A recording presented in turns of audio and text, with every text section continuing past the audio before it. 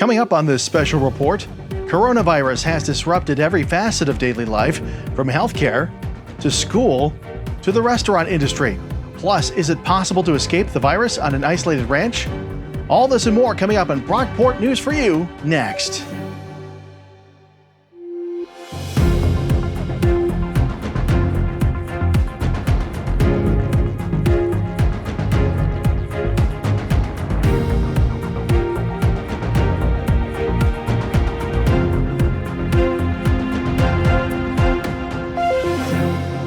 Good evening, I'm Joe Lasky. Our own Nate Munt has more on what nurses are dealing with in hospitals throughout the state and the nation.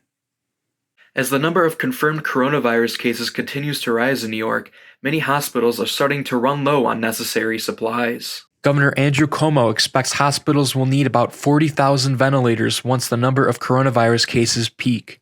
New York currently has about 12,000 ventilators. Hospitals are also running low on masks to protect nurses and doctors. The shortage is making it more difficult for nurses like Lisa Salongo to do their jobs. The stress level in the hospital at the current time is very high.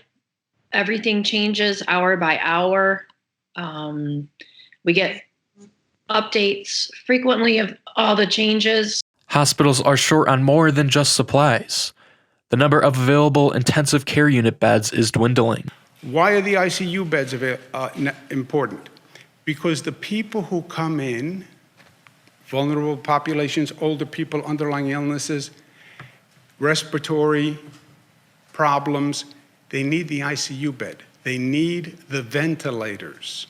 They need the machines that breathe for them. Governor Cuomo is making hospitals increase their bed capacity by at least 50%. All unnecessary surgeries have been canceled or rescheduled to make more room for COVID patients. President Trump said that much-needed supplies are on their way to New York. 2.4 million face shields, 1.9 million surgical gowns, 13.5 million gloves, and more than 4,000 ventilators to the areas of greatest need have already been sent, and we have 4,000 being delivered to New York. However, some nurses think the government should have been more prepared. And the shortage with the government, highly disappointed in my government. Despite all these shortages, the governor wants New Yorkers to stay strong. This is a moment that is going to change this nation. This is a moment that forges character, forges people, changes people, make them stronger. Nate Munt, Brockport News for You. Coming up, learn how one restaurant manages to stay open 24/7 during the outbreak. How do you protect yourself and others from coronavirus? Avoid touching your eyes, your nose, and your mouth. Wash your hands often with soap and water for 20+ seconds. Clean and disinfect surfaces and objects. Together, we can help slow the spread. Many restaurants are staying open despite the ongoing pandemic. Our own Mara Cruz Reyes reports from one of those locations in Rochester.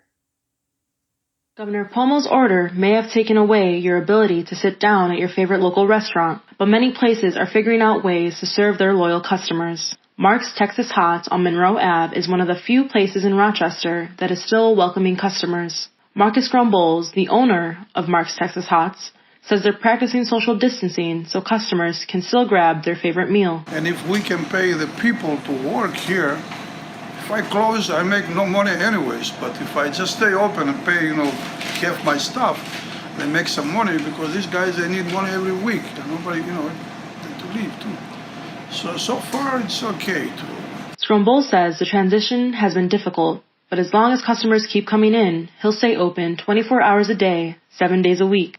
Reporting from Rochester, Mara Cruz Reyes, Brockport News for You. Schools throughout the nation have been closed for over a month now. That's been a shock to the system for students both young and old. Here's how one pupil from the Finger Lakes region is dealing with the change. In February, where people are like, oh, it's in our country now, and I'm still like, that's not that bad.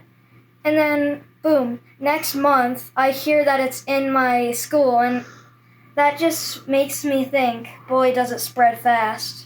Canandaigua Middle School had one of the first recorded COVID-19 cases in an area school. CMS was forced to close, and James says keeping up with schoolwork in an online-only format has been difficult. It's hard not having the teacher right in front of you in class, so when you don't understand something, you can't ask in person. That's been a pain. Like many middle schoolers, James passes the time by gaming online with his buddies. He says that's not necessarily a bad thing. Keeping in touch with my friends that way is actually more fun than in school. Because in school, you have to do schoolwork, be quiet, so you can't really talk to your friends. I feel like this one's more fun. There's still no word on when school buildings will be back open to students. Despite the added free time, James is pretty clear on what he'd like to see. I'd definitely rather be in school. Coronavirus can affect life, even on an isolated ranch. Find out more next.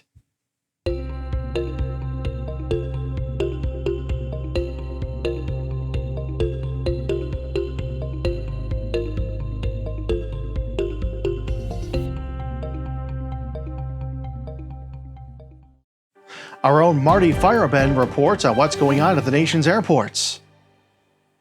Airlines are seeing a decline in travel amid the COVID-19 pandemic. All 50 states have declared a public health emergency, and many states have enforced travel restrictions. People are encouraged not to leave their homes for any non-essential travel. As a result, airports have been eerily quiet. Citizens who are traveling are urged to practice social distancing and wear face masks. Face masks are now required by law in some states, like New York. Many airlines, like Southwest, are taking initiative by canceling flights to and from high-risk areas and checking passengers' temperature upon landing.